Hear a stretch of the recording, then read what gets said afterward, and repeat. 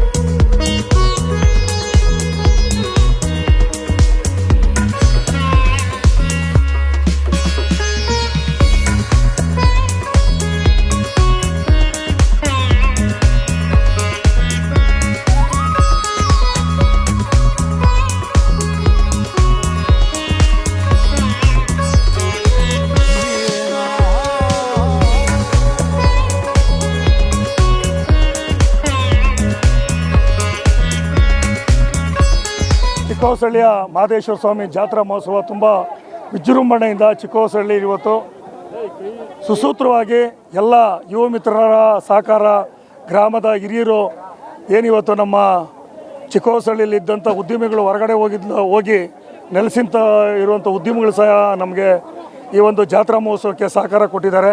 ಅವ್ರ ಕುಟುಂಬಗಳಿಗೂ ಒಳ್ಳೆಯದಾಗಲಿ.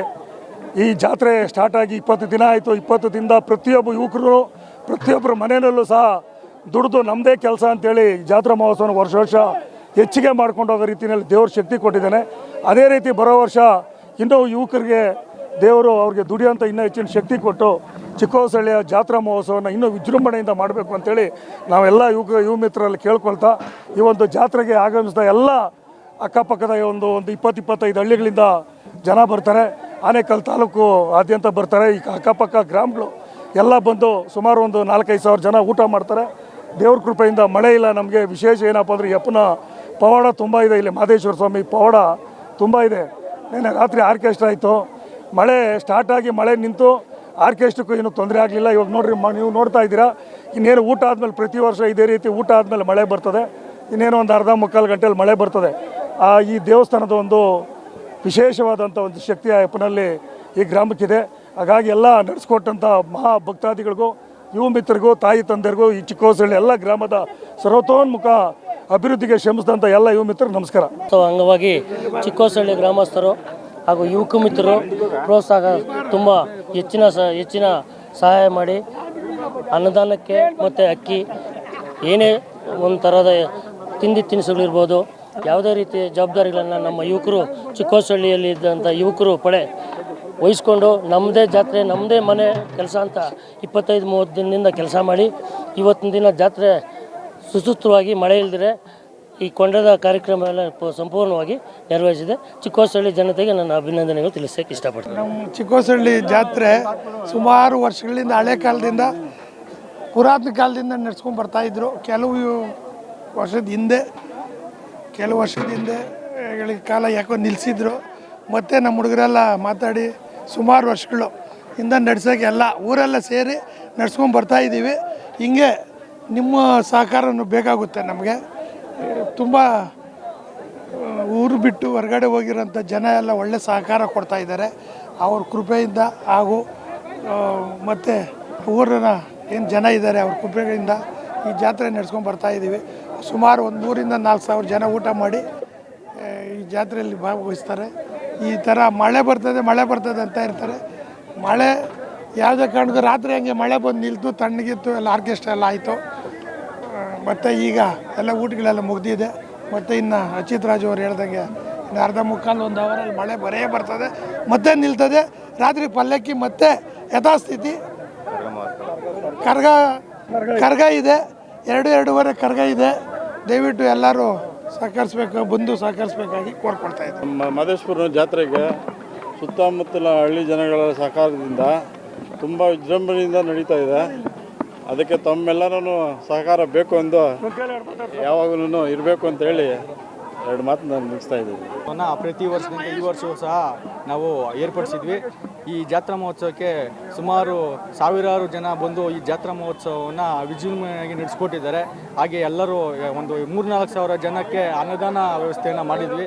ತುಂಬ ವ್ಯವಸ್ಥಿತವಾಗಿ ನಮ್ಮ ಚಿಕ್ಕಹೊಸಳ್ಳಿಯ ಗ್ರಾಮದ ಭಕ್ತಾದಿಗಳು ಹಾಗೂ ಮುಖ್ಯವಾಗಿ ಹೇಳಬೇಕು ಅಂತಂದರೆ ಇಲ್ಲಿನ ಯುವಕರು ತುಂಬ ಉತ್ಸಾಹದಿಂದ ಈ ಊಟ ಬಡಿಸೋದಾಗಲಿ ಮತ್ತು ಜಾತ್ರಾ ಕಾರ್ಯಕ್ರಮಗಳಿಗೆ ಸೌದೆ ಹೊಡೆಯೋದಾಗಲಿ, ಹಾಗೆ ಜಾತ್ರಾ ವಿಶೇಷವಾಗಿ ಏನೇ ಕೆಲಸ ಇದ್ರೂ ಬಂದು ಪಾಲ್ಗೊಂಡು ಈ ಕಾರ್ಯಕ್ರಮವನ್ನು ಯಶಸ್ವಿಯಾಗಿ ನಡೆಸ್ಕೊಡ್ತಾ ಇದ್ದಾರೆ.